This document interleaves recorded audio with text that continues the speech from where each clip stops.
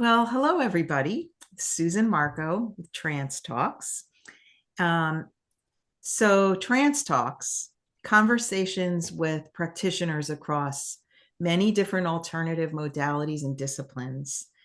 Because for me, I want to share with you all of the riches and all of the beautiful people that I know that are doing such amazing work in the world. I just can't keep it to myself. That being said, one of these very special people is this beautiful lady sitting next to me, Jessie Lucas. We met several years ago through a networking organization that we're both members of, and we've maintained our connection and friendship with each other and stay tuned to each other's work. And I think what she's doing is just stellar. Jessie is a yoga teacher and personal trainer for over 20 years. And somewhere in the middle, she took all of her knowledge and all of the things that she had learned and all of her training and created the Embodied Movement Training program. And it's basically, I'm going to let her tell you about it, but it's really about operating from a place of empowerment and confidence. Who doesn't want more of that? Right, Jessie? Yeah. I'm just going to give you the mic, Jessie. Take it away and please tell, my listeners, our listeners, who are you and what are you doing?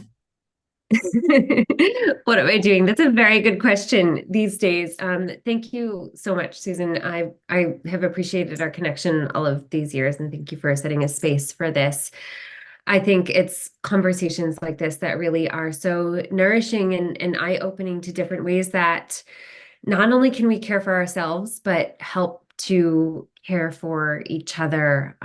One of the, I don't remember where I heard this, but I heard a quote. It was on some podcast or audiobook I was listening to saying, there's all this huge self-help section in the bookstores, but where's the help each other section? And I think one of the things that you are doing here is opening up a help each other section. So thank you. Oh, I Thank you love for that. that. 'Cause I think that's a huge part of what we do in the healing arts. So yeah, I'll share a little bit of my backstory. Like Susan said, I'm a yoga teacher and personal trainer, and I kind of went into the profession in that order. I became a yoga teacher when I was a young mom, and I wanted a mom job. I wanted something that I could do that wasn't a ton of hours a week, and that was honestly something that would nourish my very depleted young mom self. And I was having a conversation with a friend and kind of talking about all the things that were important to me. And he said, "Why don't you go do your yoga teacher training? It kind of seems like this checks all your check boxes." And it did. And it was such a turning point for me because it put the taking care of myself at the center of everything I did from then on. I have been a body nerd for as long as I can remember. I love movement. I love anatomy. Anatomy in motion is something that has really inspired me. We all learned anatomy in whatever schools we learned in kind of really torn apart bits and pieces, like this bone over here and this muscle over there, and everything was very separate. And I always saw things as a more interconnected network. And that's always how I've taught on the movement space, whether it was on the yoga mats or in the gyms. I used to teach group exercise classes as well, all different kinds. And that's what I loved the most was helping people really experience their body as an interconnected network versus this part over here and that part over there. And a few things started to happen along the way. I think I brought a unique eye to the personal training that I did because I always looked through my yogi goggles and asked people to breathe and asked people to slow down and asked people to be very present in their movements. And I was never a fitness junkie myself. That part of my career kind of landed in my lap when I needed more bookable hours, but there weren't more yoga classes to teach in the small town that I lived in. And I inherited a clientele from a trainer that was moving on. And it was such a gift because it gave me another avenue to be able to experience movement and experience bodies. And I had a lot of clients who were competitive athletes, and they had other goals and other reasons to be moving their body that were different than my own experience or the things that inspired me. And what I loved was being able to help them get results like finishing competitions injury free, or being able to recover faster, these goals that they didn't even know that they had. And one thing that was happening was emotional stuff started coming up. Fears started coming up. Resistances started coming up. Old traumas and memories started coming up. And to me, that was the light bulb that kind of went off. That was what kind of put the physical approaches that I had with what really called me to the table, which was the inner work. And that's when I went back to school and developed that embodied movement training program, because what I wanted to do was kind of turn everything inside out. I wanted to be able to look at movement not just as what are the physical results that we can get out of it, but how can we help uncover things that we've kind of kept buried, whether those are emotional scars or even old traumas, old wounds, fears, all of those things that maybe were harder to access through other avenues. And I'll tell a little bit of that personal story here. This was at a turning point in my own personal life. I had been through a divorce, and there were some really nasty scars that had left me. And I noticed how that had changed my presence in the world, my presence in my profession, my presence in my own body. And to be able to heal, I turned to all sorts of things, and I got really frustrated because everyone said, you got to go to therapy, you got to go to therapy. And I will caveat this by saying I'm a fan of therapy. I also hit so many walls. Nothing was accessing my very stubborn brain patterns until I moved through it differently. So it became a way to offer people kind of a sneak approach to those issues that are stored in their tissues when your fight, flight, freeze, fawn response is just stuck in those patterns. And I found for me and for the folks that I worked with, it was a big relief to not have to think about the things or just retell the stories, which can often be, really help the patterns stay in place instead of recreate them. And so to be able to move through them and really realign and create a new presence, that was a big deal for me, and kind of took up most of that next chapter of the work that I did in the world. Yeah, that is so beautiful. And I can relate to that on a personal level because very many years ago, I was doing a one-to-one personal movement thing with someone, and I had such a bubbling up of this emotion about my not being good enough, not because I was never, let's just say I was not born into an athletic body, or I didn't have a model for movement growing up.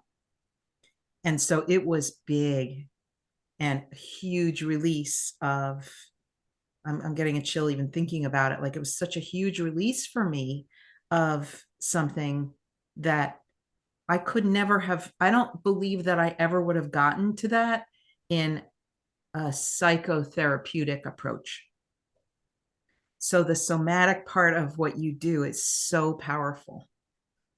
I just love that. And so holistic. Yeah, our bodies hold so much wisdom. We all know about our mental intelligence, our IQ. And one of the folks that I learned a ton from, Thomas Myers, he developed a concept called anatomy trains. He talks about KQ, your kinesthetic intelligence. So that somatic wisdom, and that's kind of what I looked like my work being, is developing your KQ, your kinesthetic intelligence, amplifying your awareness of that, giving you access to be able to unleash it, work with it. It's kind of like, when we learn a new skill or develop some new pathways in our brain, we're like, oh, I can do something now that I couldn't before. We have that same wisdom available to us in our bodies. And you don't have to have an athletic nature to be able to really have a connection with your own kinesthetic intelligence. Movement is the stuff of life, and whatever your limitations of movement are, the movement of your lungs to breathe, the movement of your heart to beat, the movement of your circulatory system, your lymph system, neurons firing. I mean, even just at that level, movement is life. So to be able to have an awareness of it blows my mind.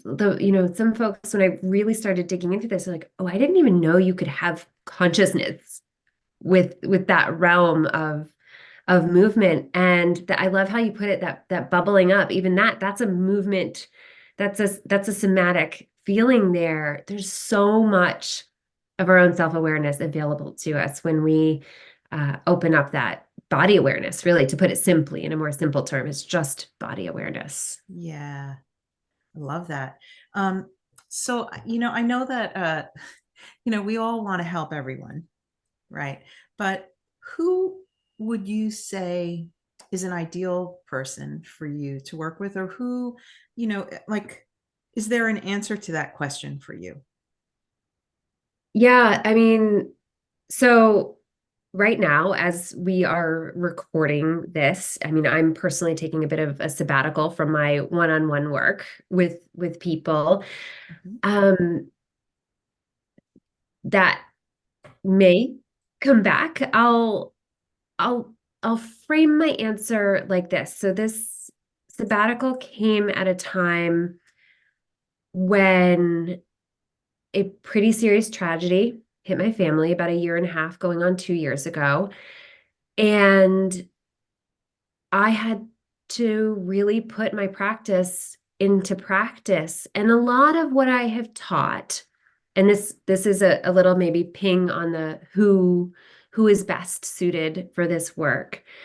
Um, a lot of my work is leaning into pain, Mm. being open, creating a stamina to be able to withstand pain and the darkness within. I have a chapter in my course called Diving into the Darkness. Mm. And a lot of movement practices really teach us that, whether you're an endurance athlete and you're having to train to go longer.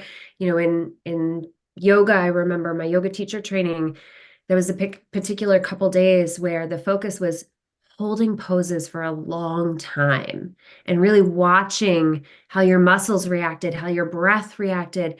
And I remember at the end of one of those days, someone raised their hand and asked the teacher, why are we doing this? And, because it kind of felt like torture, like it was miserable. And the teacher said, to really watch how you react with that level of discomfort. And there does come a point where comfort is medicine. So there's a place and a time to really kind of shore up your ability to withstand discomfort without breaking down, without succumbing to your own vices, without uh, kind of losing your mental faculties or your present, without disembodying, really. And there comes a time where pain is pain and you need soothing. So that's where I was in my own personal life with this tragedy and with my family. I really realized, and I put my practices to the test, and I asked myself, like, is this the place to like really keep going? Meaning take care of what was going on and keep my work alive in the world. And it was a no. It was like, this is a time where the bandwidth got smaller, the focus became very local.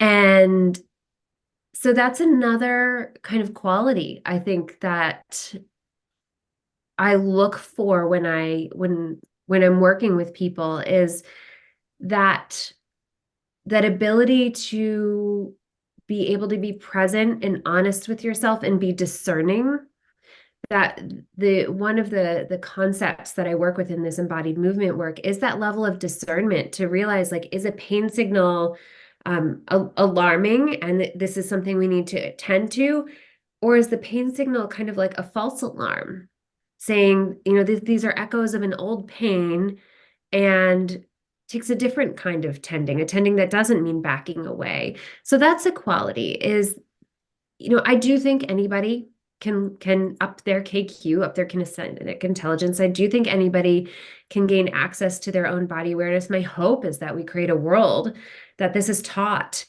at very young ages so that we don't get to be adults and realize we're completely disembodied. But I think, an ideal person for this kind of work, and now I've been doing this part of this work over 10 years, and now, embodiment is a buzzword, so to speak. True.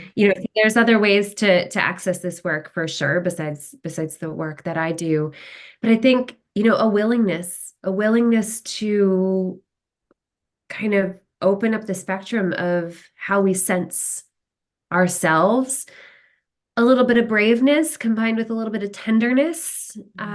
Those are qualities as well, because it does take that braveness to dive into the darkness, and it does take that tenderness not to get rigid when you do. Yeah, absolutely. How are you working with people these days? Or do you have programs, or what are you doing? Yeah, so one of my projects right before this personal tragedy hit, when we had this global upheaval of the pandemic, I realized, talking to a lot of my peers, a lot of our personal mutual friends that we have who have healing arts modalities in other areas or who work in mental health, when the world kind of stopped moving, when we were all isolated to our homes and we weren't running around or running our errands or going to the office, when the world kind of stopped moving, all of my peers kept saying, like, I know what I can do, but like my people, their issues are all kind of like bursting out of their skin. Like when we all stopped moving about, there was this energy and people's anxieties and fears, everything started coming to the surface. So I had been really seeking a new way to bring my work into the world outside of that one-on-one work that I did, or running small group programs, which I've also done.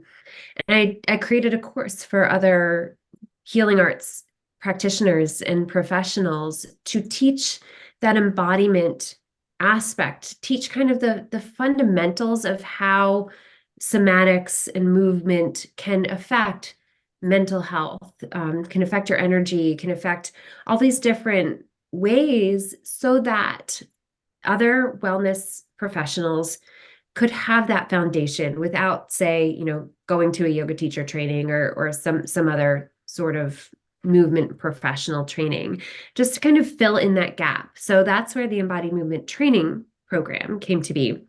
So for several years, I ran that course in cohorts where I got to be one-on-one with my small groups of professionals.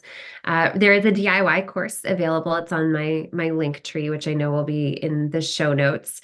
Maybe one day sooner than later, we'll open the cohorts back up and be able to have those live classes again. But all the content is there. All the modules of the course are there. You'll see me on video recorded from the past, delivering some of there's a lot of great, I call them labs because I'm a science nerd, really.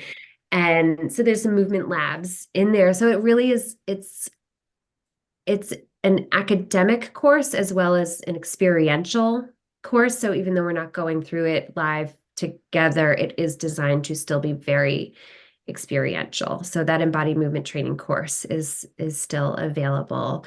And I've turned the in-person or not necessarily, I mean, yes, in person, but individual interactive work that I do more into the cellular health realm. That's something that's been always in my back pocket, always, I mean, the last 10 years or so, because I realized,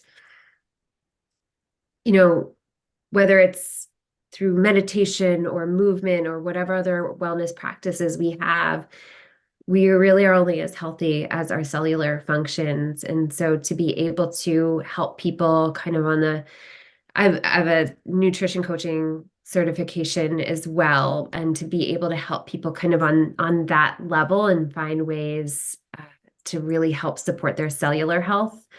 That's something that's really sweet that I get to do now, and that's where my one-on-one work is these days. Oh, I love that. And people can find out more about that also by following your links in the show Yes, notes. Yeah. yes, absolutely.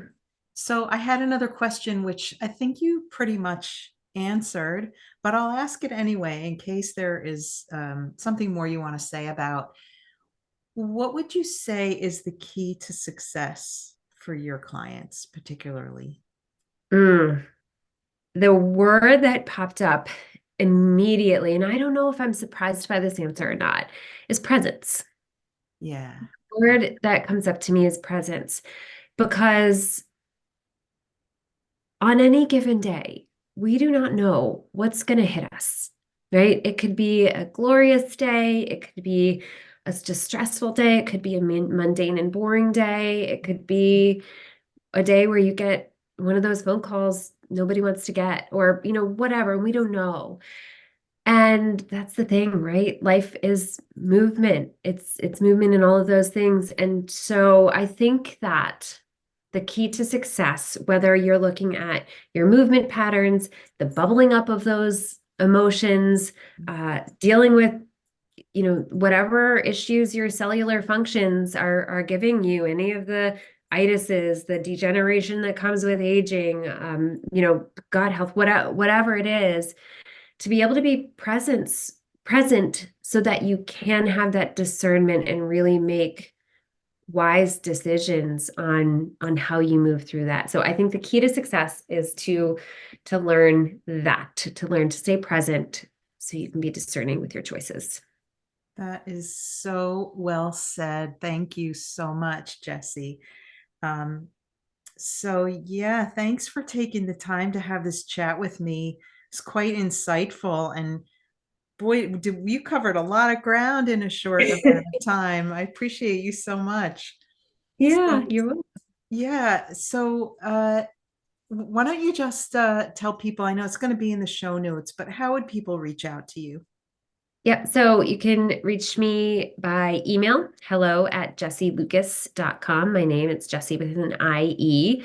I don't actually know my link tree off the bat, but that link will be in the show notes. And the reason I'm using the link tree right now, because I am on that sabbatical, I took the Embodied Movement website down, and it's gonna, when it comes back live, have some different features. So that's down right now. But on that link tree, you can find the Embodied Movement Training course. You can find my social media. That's where I am most these days, is on social media. So you can find me there, and you can find the link to the website that is live, all about the gene activation through nutritional synergy. So hello@jessielucas.com, and any of the links on that link tree.